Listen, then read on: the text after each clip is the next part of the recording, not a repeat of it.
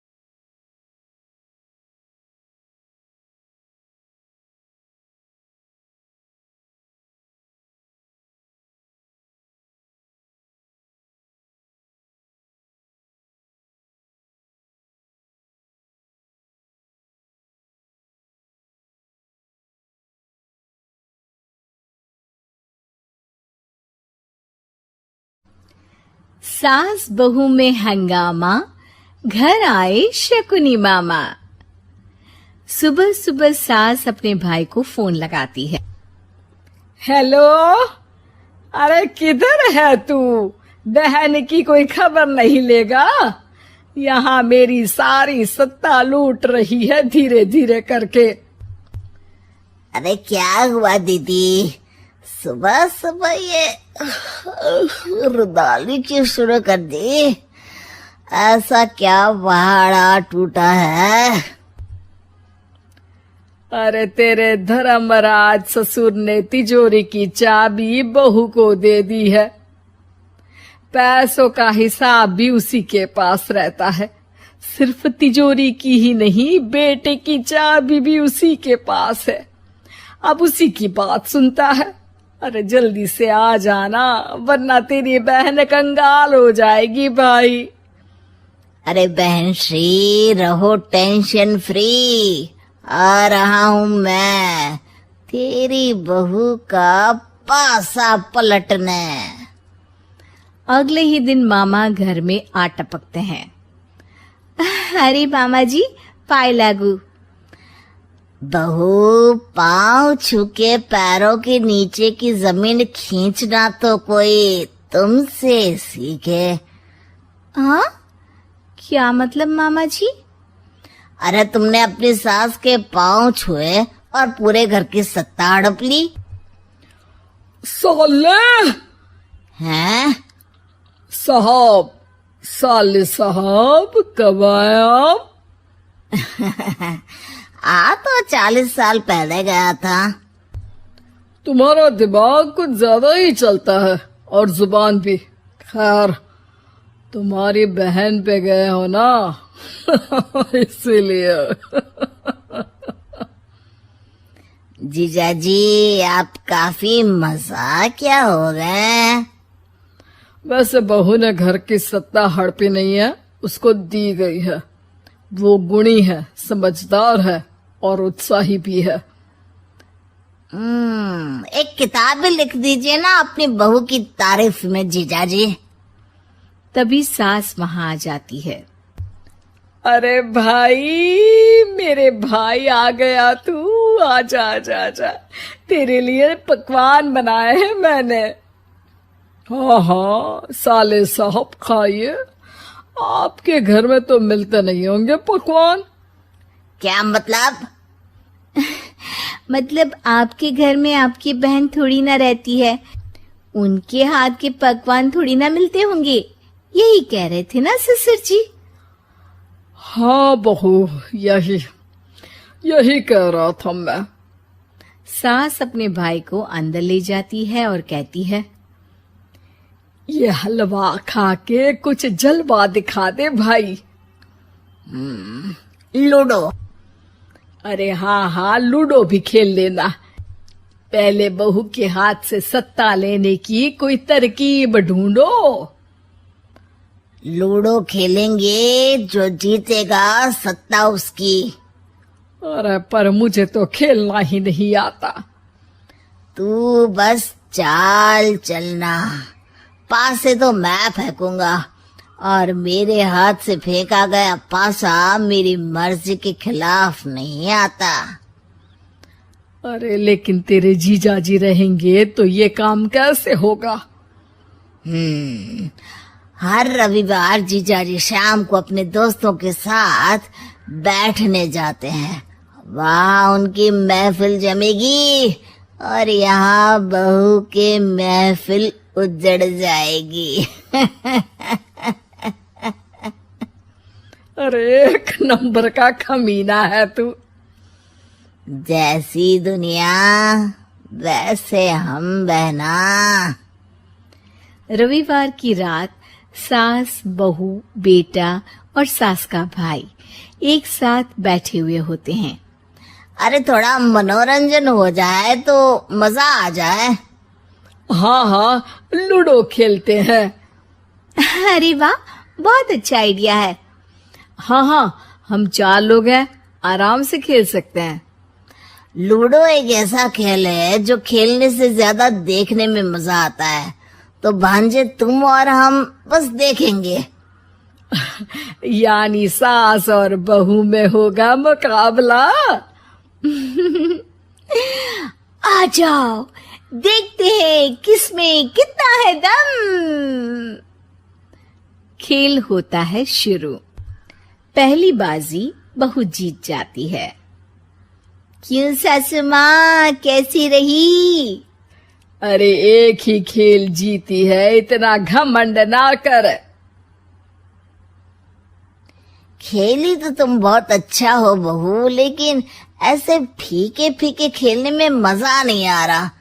कुछ दांव पे ना लगे तो क्या मतलब। ठीक है, आप जो कहेंगे मैं दांव पर लगा दूंगी। वादा करो, खेल छोड़ के भागना मत। अरे हाँ मामा जी, पक्की बात। क्योंकि मेरी बहना कच्ची खिलाड़ी है, तो उसकी तरफ से पास से मैं फेंकूंगा। बुढ़ापे में तो वैसे भी हाथ कांप रहे हैं, पास से क्या फेंकेंगी सासू माँ। बहू को पता नहीं था कि मामा के फेंके पासे हमेशा सही बैठते हैं। वो बस पहली बाजी जीत के खुद को चैंपियन समझ रही थी। अगर मैं हार गई तो बहू को अपने पुराने गहने दे दूंगी, और अगर बहू हार गई तो तिजोरी की चाबी और घर के पैसों के हिसाब की जिम्मेदारी वापस मेरे हाथ में दे देगी। हाँ हाँ, मंजूर है मुझे। अरे रुको तो, थोड़ा सोच समझ के। अरे सोच लिया और समझ भी लिया। दूसरी बाजी शुरू होती है। मामा के फेंके एक भी पासे उनकी मर्जी के खिलाफ नहीं जाते। बहू को पसीना आ जाता है, पर सास को टक्कर नहीं दे पाती। आखिरी गोटी के घर में जाने के लिए सास को 1 नंबर चाहिए, जबकि बहू एक बार भी घर में नहीं पहुंची है। अरे क्यों बहू, अब कैसी रही? ये गोटी अंदर जाएगी और तिजोरी की चाबी बाहर आएगी। मैंने बोला था तुमसे कि मामा से पंगा मत लो। मुझे क्या पता था कि ये मामा नहीं, मामा शकुनी है। मामा पासा फेंकता है और सास जीत जाती है, और घर की सत्ता वापस सास के हाथ में आ जाती है। बहू रोने लगती है। इतने में ही वहां ससुर जी आ जाते हैं। अरे रो क्यों रही हो बहू? क्योंकि मामा ने मुझे मामू बना दिया।